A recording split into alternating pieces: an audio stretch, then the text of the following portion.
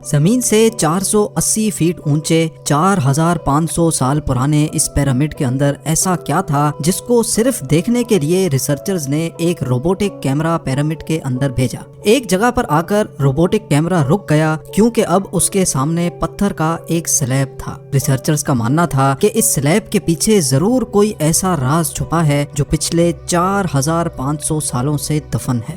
یہ راز ان کو ہر قیمت پر جاننا تھا، اس لیے انہوں نے روبوٹ کے آگے ایک ڈرل مشین لگائی جس نے اس پتھر کے سلیب میں باریک چھید کر دیا۔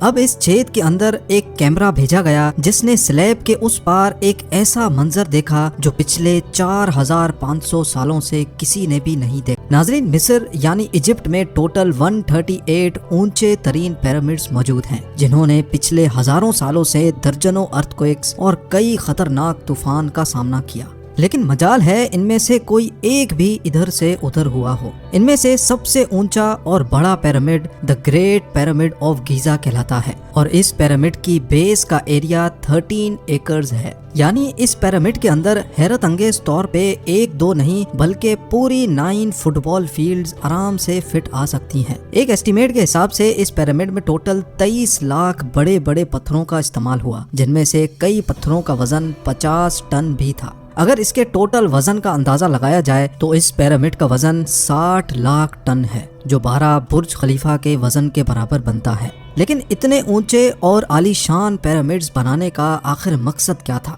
ہزاروں سال پہلے جب انسان کے پاس کوئی ٹولز بھی موجود نہیں تھے، تب ان پیرامڈز کی دیواروں کو کیسے انچ بائی انچ لیول کیا گیا؟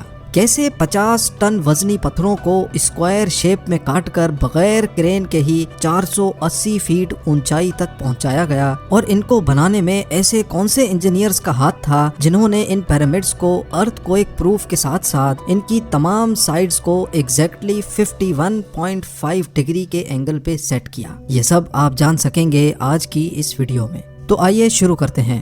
Challenge number 1۔ کئی صدیوں سے مختلف ریسرچ ٹیمز اس پیرامڈ کی کنسٹرکشن ٹیکنیک جاننے کے لیے سر جوڑ کر بیٹھی تھیں کہ آخر اس پیرامڈ کی ہر side exactly north, south, east اور ویسٹ پہ بغیر کمپس کے کیسے سیٹ کی گئی ہوں گی۔ کئی ایکسپرٹس کا ماننا ہے کہ اس ٹائم کے آرکیٹیکٹس نے سب سے پہلے ایسی زمین تلاش کی ہوگی جو لاکھوں ٹن وزنی پتھروں کا وزن جھیل سکے۔ اس کے بعد پولر سٹارز یعنی وہ ستارے جن کی مدد سے ارتھ کے پولز کا پتہ پڑتا ہے، ان کی مدد سے پیرامڈ کی ہر سائڈ کو مارک کیا گیا۔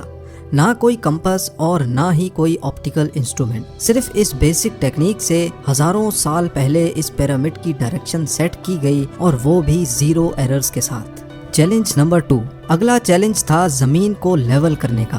جس 13 ایکڑ کی زمین پر اس پیرامڈ کو بننا تھا، اس کا لیول تھوڑا سا بھی آؤٹ ہوتا تو 23 لاکھ پتھروں کے اس پہاڑ کا کھڑا ہونا بالکل بھی ممکن نہیں تھا۔ اب اس زمین کو لیول کرنے کے لیے اس ٹائم کے انجینئرز کے پاس نہ ہی لیزر لیولر تھا اور نہ ہی ببل لیول۔ ایکسپرٹس کا ماننا ہے کہ کنسٹرکشن سائٹ کی چاروں سائڈز پر کھڈا کر کے اس میں پانی ڈالا گیا ہوگا، اور پھر ایک سائیڈ کے پانی کے لیول سے دوسرے سائیڈ کے پانی کے لیول کو میچ کیا گیا ہوگا۔ جو زمین کا حصہ پانی کے لیول سے میچ نہیں کر رہا ہوگا، اس کو چھینی اور ہتھوڑوں کی مدد سے کاٹ کر لیول کیا گیا ہوگا۔ کئی ایکسپرٹس کا ماننا ہے کہ اینشینٹ ایجپشنز نے اس سمپل ٹول کا بھی استعمال کیا، جس کی دونوں سائڈز پہ لکڑیاں اور اس کے ٹھیک سینٹر پہ ایک رسی سے پتھر بندھا ہوا ہے۔ اگر پتھر زمین سے ٹچ ہو گیا اور اس کی رسی ٹھیک سینٹر لائن پہ آ رہی ہوگی تو اس کا مطلب ہے کہ بیچ کی زمین پرفیکٹلی لیولڈ ہے۔ Challenge number 3۔ اب پیرامڈ کنسٹرکشن سائٹ پہ ڈائریکشنز بھی سیٹ تھیں، مارکنگز بھی ہو چکی تھیں اور زمین کا لیول بھی سیٹ تھا۔ اب باری تھی کنسٹرکشن سٹارٹ کرنے کی، جس کے لیے لاکھوں ٹن وزنی اور بڑے پتھر ریکوائرڈ تھے۔ لیکن یہ پتھر کاٹنے کے لیے نہ ہی ان کے پاس گرائنڈر تھے اور نہ ہی جیک ہیمرز، لیکن پھر بھی انہوں نے 50 ٹن وزنی پتھر کاٹے بھی اور ان کو اسکوائر یا ریکٹینگل شیپ بھی دیا۔ لیکن آخر کس کی مدد سے؟ جی ہاں، یہی وہ صرف ایک ٹول تھا جس کی مدد سے پتھروں کو کاٹا گیا۔ ایکسپرٹس کا ماننا ہے کہ پیرامڈ کی کنسٹرکشن پہ استعمال ہونے والی چھینی صرف کاپر سے ہی نہیں بنی تھی، کیونکہ ان کو بھی یہ بات معلوم تھی کہ کاپر نرم ہوتا ہے اور پتھر نہیں کاٹ سکتا۔ اس لیے اس میں ایک کیمیکل آرسینک بھی شامل کیا گیا تھا۔ کاپر اور آرسینک سے بنائی جانے والی یہ چھینی لکڑیوں کے ہتھوڑوں سے پتھروں پر ٹھوکی جاتی تھی اور کئی گھنٹوں کی محنت کے بعد بڑے بڑے پتھر شیپ میں لائے جاتے تھے۔ Challenge number 4۔ اب چونکہ یہ خاص قسم کا پتھر جس کو آج لائم اسٹون کہا جاتا ہے، اس کی کٹائی پیرامڈ کنسٹرکشن سائٹ گیزا سے 250 کلومیٹر دور ٹورا کے شہر میں ہو رہی تھی۔ اب مسئلہ تھا یہ پتھر گیزا تک ٹرانسپورٹ کرنے کا۔ ہر ایک پتھر 50 ٹن یعنی 50,000 kg کے برابر تھا، جو تقریباً 3 پیسنجر بس کے وزن کے برابر بنتا ہے، اور ایسے 23 لاکھ پتھر صرف ایک پیرامڈ میں استعمال ہونا تھے۔ اتنا زیادہ وزن ٹرانسپورٹ کرنے کے لیے نہ ہی اس دور میں کوئی جانور کام آ سکتا تھا اور نہ ہی ان کے پاس ٹرکس موجود تھے، حتیٰ کہ اگر آج کل کے جدید دور میں بھی یہ کام کرنا پڑے تو ٹرانسپورٹ کمپنیز کو اچھا خاصا ٹف ٹائم آئے گا۔ حیرت انگیز طور پہ یہ کام ورکرز اور کشتیوں کی مدد سے کیا گیا۔ جی ہاں، ٹورا اور گیزا کے درمیان موجود ریور کا فائدہ اٹھایا گیا اور بڑی بڑی کشتیوں میں پتھر لاد کر پیرامڈ سائٹ پر پہنچائے گئے۔ ایکسپرٹس کا ماننا ہے کہ یہ کام اتنا آسان نہیں تھا۔ شپس میں اتنے بڑے پتھر کی لوڈنگ اور ان لوڈنگ میں کم سے کم بھی 500 مزدوروں کی آرمی ایک ہی وقت میں لگائی گئی ہوگی۔ Challenge number 5۔ جو ایکسپرٹس کی ٹیمز پیرامڈ کی کنسٹرکشن پر ریسرچ کر رہی تھیں، ان کو اب اپنے کئی سوالوں کے جواب مل چکے تھے، لیکن ایک بات ان کو ہر وقت ستا رہی تھی کہ لائم اسٹون کٹ بھی گئے، ٹرانسپورٹ بھی ہو گئے اور کنسٹرکشن کے دوران ایک کے اوپر ایک لگنا بھی شروع ہو گئے۔ مسئلہ یہ تھا کہ پتھر اتنی اونچائی تک آخر پہنچائے کیسے گئے ہوں گے۔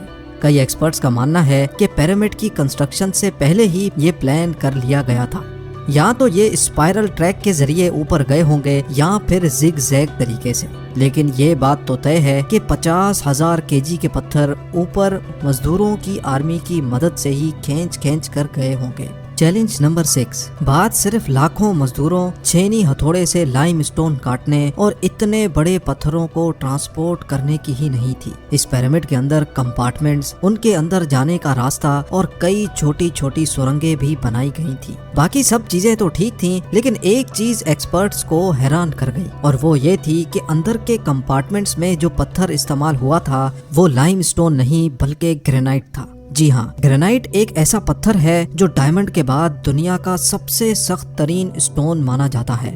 آج کل کے ماڈرن دور میں بھی گرینائٹ بڑے بڑے گرائنڈرز کی مدد کے سوا کاٹا ہی نہیں جا سکتا۔ دنیا بھر سے کئی آرکیولوجیکل ایکسپرٹس کو پیرامڈ کا وزٹ بھی کروایا گیا، لیکن کسی کو بھی اس بات کا سراغ نہیں ملا کہ 4500 سال پہلے ایجپشنز نے گرینائٹ جیسے ٹھوس پتھر کو اتنی صفائی سے کیسے کاٹا تھا۔ آخر کار کئی سالوں کے بعد ایکسپرٹس نے اس مسٹری کو بھی سالو کر دیا۔ ایجپشنز نے گرینائٹ کو اتنی صفائی سے ایک ایسے آرے سے کاٹا تھا جس کے دانت ہی نہیں تھے۔ جی ہاں، بغیر دانتوں والے اس آرے کے دونوں سائڈوں پر وزن ڈال کر اس کو گرینائٹ پر چلایا جاتا تھا اور بیچ میں بجری ڈالی جاتی تھی۔ ایکسپرٹس کا ماننا ہے کہ اس طریقے سے اتنے بڑے پتھر کو کاٹنے میں 4 مہینوں کا وقت لگ جاتا تھا۔ آخر کار پیرامڈز بنانے کا مقصد کیا تھا؟ ان پیرامڈز کو بنانے میں کتنے مزدور ایک ہی وقت میں کام کرتے تھے، اور روبوٹک کیمرہ نے جب پیرامڈ کے اندر پتھر کے سلیب میں سوراخ کیا تو اس کے اندر وہ کون سا منظر دیکھا گیا جو پچھلے 4500 سالوں سے کسی نے بھی نہیں دیکھا تھا۔ یہ سب اور اس سے بھی زیادہ آپ جان سکیں گے اس ویڈیو کے پارٹ 2 میں۔ آپ لوگوں کے پیار بھرے کامنٹس اور لائکس کا بے حد شکریہ۔ ملتے ہیں ویڈیو کے اگلے شاندار پارٹ میں۔